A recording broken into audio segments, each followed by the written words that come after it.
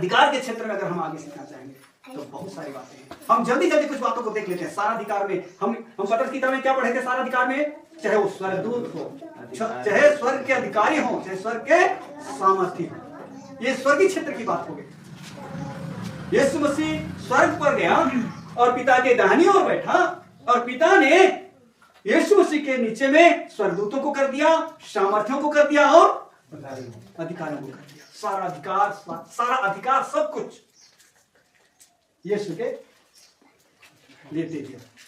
उसमें से कुछ जल्दी जल्दी कुछ पदों को हम लोग पढ़ सकते हैं। आप मत्ती 9 अध्याय का 6 पद को पढ़ लीजिए। मत्ती सुसमाचार 9 अध्याय के 6 पद को, कि आखिरकार उसमें से जो परमेश्वर जो स्वामित्व दिया अधिकार, परंतु हाँ, इसलिए कि तुम जान लो मनुष्य के पुत्र को पृथ्वी पर पाप क्षमा करने का अधिकार है। हालेलुया। यीशु मसीह को परमेश्वर ने पाप क्षमा करने का अधिकार दिया। और यही तो मुद्दा उठाए थे फरीसी लोग। बोले हाँ, तू पाप क्षमा करता है क्या? परमेश्वर के अलावा कोई पाप क्षमा कर सकता है? नहीं कर सकता। लेकिन परमेश्वर पिता ने उस अधिकार को केवल परमेश्वर केवल कर सकता है पापों की क्षमा, दूसरा कर सकते हैं क्या? उस अधिकार को किसके लिए दे दिया? यीशु के लिए दे दिया, यीशु मसीह के लिए दे दिया पाप क्षमा करने का अधिकार। इन्होंने इस बात के लिए 8 अध्याय उसका 34 पद को पढ़ दीजिए जल्दी से। इसी बात के लिए, पापों की क्षमा के विषय में यीशु ने उनको उत्तर दिया। क्या उत्तर दिया भाई? मैं तुमसे सच सच कहता हूँ, मैं तुमसे सच सच कहता हूँ कि जो कोई पाप करता है, हाँ, वह पाप का दास है। जो कोई भी पाप करता है वो पाप का दास है। हाँ, और आप 37 पद को पढ़िए।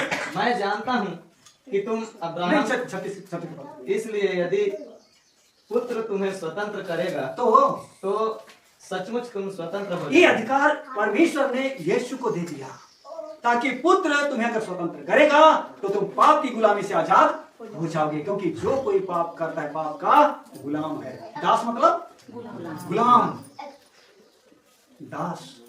जो कोई पाप करता है पाप का दास है, गुलाम है, उसका स्वामी पाप है।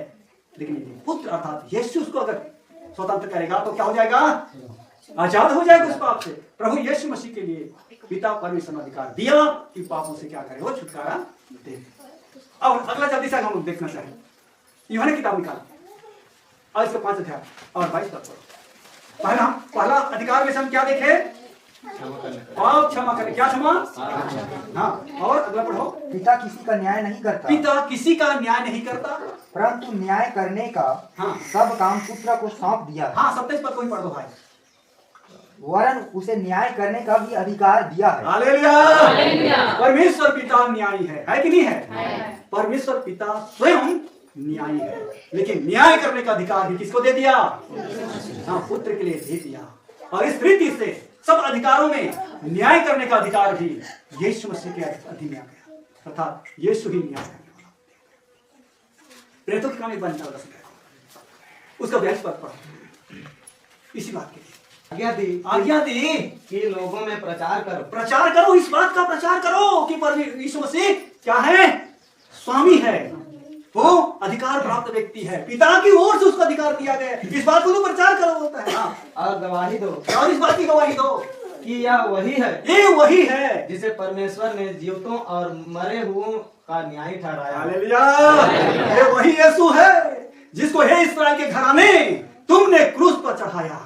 ये वही यीशु है जिसको परमेश्वर ने जीवितों और मरे हुओं का न्याय ठहराया है। हालेलुया। परमेश्वर ने न्याय करने का अधिकार किसको दिया है? यीशु मसीह को दिया है। सब अधिकारों में न्याय भी करने का अधिकार यीशु मसीह के पास है। पहला पत्र किताब पढ़ लीजिए, उसी बात के लिए 4-5 को पढ़िए। पर वो हाँ, उसको जो जीवितों और मरे हुओं का न्याय करने को तैयार है। हाँ, किसका न्याय करने को तैयार है? जीवितों और कौन तैयार है? यीशु मसीह। यीशु मसीह मरे हुए और जीवितों का न्याय करने को तैयार है, अर्थात यीशु के पास न्याय करने का अधिकार है। 17 पद से पढ़ना शुरू करो। तो पिता इसलिए मुझसे प्रेम रखता है, इसलिए प्रेम रखता है कि मैं अपना प्राण देता हूँ। मैं अपना प्राण देता हूँ। यीशु मसीह कहता है मैं अपना प्राण देता हूँ, इसलिए परमेश्वर पिता मुझसे प्रेम रखता है। हाँ, कि उसे फिर से ले लूं। फिर से उसको ले लूं। पढ़ते जाए। कोई उसे मुझसे छीनता नहीं, कोई मुझसे मेरे प्राण को छीन नहीं सकता, उसे नहीं छीन सकता। हाँ, वरन मैं उसे आप ही देता हूँ, आप ही देता हूँ, अपने प्राण को खुद देता हूँ। मुझे उसके देने का भी अधिकार है और उसे फिर लेने का भी अधिकार ये है। अधिकार तुमको किसने दिया भाई? किसने दिया अधिकार? यह आज्ञा मेरे पिता से मुझे मिली। ये अधिकार किसके लिए, किसकी ओर से मिला है? पिता की ओर से अधिकार दिया गया है। हालेलुया। प्रभु यीशु मसीह एक लौता व्यक्ति है जिसको प्राण देने और लेने का अधिकार है। उसके अलावा क्या हमारे प्राण हमारे अधीन में है? दुनिया का कोई शख्स, सिकंदर नहीं मरता, बड़े बड़े राजा नहीं, कोई मरना चाहता है क्या? अगर प्राण उसके अधिकार में रहता तो आदमी मरता नहीं। लेकिन एक व्यक्ति है यीशु मसीह, जिसके पास वो अधिकार है कि अपने प्राण को दे दे या फिर ले ले, रखे रहे। केवल और केवल ओनली वन पर्सन जो अपने प्राण के प्रति अधिकार रखता है। हाँ, लेकिन एक बात और है कि यीशु मसीह खुद के प्राण देने और लेने का अधिकार तो रखता ही रखता है, लेकिन वो सबके प्राण का अधिकारी है। प्रकाश बाबू इसका 18 बात होगा। मैं मर गया था, यीशु मसीह कहता है मैं मर गया था और अब देख मैं युगान युग जीवता हूँ। मैं हमेशा के लिए जिंदा हूँ, होता युगान युग के लिए जिंदा हूँ, और फिर मरने का नहीं। हाँ। और मृत्यु और अधोलोक की कुंजियां और मेरे अधोलोक पास की हैं। चाबी अब मेरे हाथ में है, बोलता है। हालेलुया। मेरे प्रियो, ये अधिकार उस व्यक्ति के लिए है जो मृत्यु पर जयवंत हुआ है। वो हमारा प्रभु यीशु मसीह है, जिसके पास मृत्यु और अधोलोक की चाबी है। वो मृत्यु को भी खोल सकता है और बंद कर सकता है, अधोलोक को भी खोल सकता है और बंद कर सकता है। ये मेरे प्रियो, मृत्यु और अधोलोक की चाबी, क्योंकि अधोलोक की चाबी किसके पास है? मृत्यु की चाबी ये अधिकार परमेश्वर के पास होता है। प्राण देने और लेने का अधिकार, मतलब प्राण के ऊपर उसका हुकूमत और प्राण के ऊपर उसका अधिकार है। और सब अधिकारों में और एक अधिकार देख लेते हैं। आप मरकुस का किताब पढ़ लेंगे और हम यहाँ एक ऐसी घटना को देखते हैं, ऐसी घटना को देखते हैं जो बहुत ही सनसनी और गंभीर है। इस 5 अध्याय में एक व्यक्ति है जो कब्र में रहता था, वहां से निकलता और लोगों को परेशान करता, सांकड़ों से लोग बांधते उसको टुकड़े टुकड़े कर देता और राहगीर उसमें यात्रा नहीं कर सकते थे। लेकिन जब प्रभु यीशु मसीह उनके निकट आया तो फिर उसके एक आदेश से उसके शरीर में से निकल गया। पढ़ दीजिए, हाँ 8 को सुपर पढ़ दीजिए, क्योंकि हम बहुत ज्यादा वचन को पढ़ेंगे तो हमारे, क्योंकि उसने उससे कहा था, हे अशुद्ध आत्मा इस मनुष्य में से निकल आ। और इसी कहने के कारण से वो जो अशुद्ध आत्मा एक व्यक्ति के जीवन में सेना के रूप में भरा पड़ा था, वह सुअरों के झुंड में चला गया। और सुअर इस परिच्छेद को पढ़ने के पीछे एक कारण है कि प्रभु यीशु मसीह दुष्ट आत्माओं के ऊपर अधिकार रखता है। हालेलुया। वो दुष्ट आत्माओं को आदेश देता है और वो क्या करते हैं? हाँ, मानते हैं, निकल जाते हैं। एक ही तो व्यक्ति है जो दुष्ट आत्माओं को आदेश देता है, वो प्रभु यीशु मसीह है। एक बार प्रभु यीशु मसीह अपने चेलों को अधिकार देकर भेजा और उन्होंने गए, और फिर जब दुष्ट आत्माओं को उन्होंने आदेश दिए, निकल गए। प्रभु यीशु मसीह जिसके पास अधिकार है वो हमको वो अधिकार दे सकता है, क्योंकि ये अधिकार किसके पास है? यीशु मसीह के पास है। और वो प्रभु यीशु मसीह यदि आपको अधिकार दे दे तो आप भी दुष्ट आत्माओं को निकाल सकते हैं, आप भी दुष्ट आत्माओं को निकाल सकते हैं। लेकिन अगर महाजन चाहेगा भी सिर फोड़ डाले, लेकिन दुष्ट आत्मा नहीं निकाल पाएगा, क्योंकि उसके पास अधिकार। लेकिन जिस दिन यीशु मसीह उसको अधिकार दे दे, उस दिन सारे दुष्ट आत्मा का छक्का छुड़ा सकता है। ये मेरे प्रियो, हमें अपने आप में तो काबिलियत नहीं है, लेकिन परमेश्वर हमको काबिल बनाता है। हालेलुया। अपने अधिकारों को दे करके हमको उस स्थान पे खड़ा करता है, हमको महिमा देता है, महिमा देता है। लेकिन खुशी का विषय, इससे ज्यादा खुशी का एक विषय है, वो क्या है?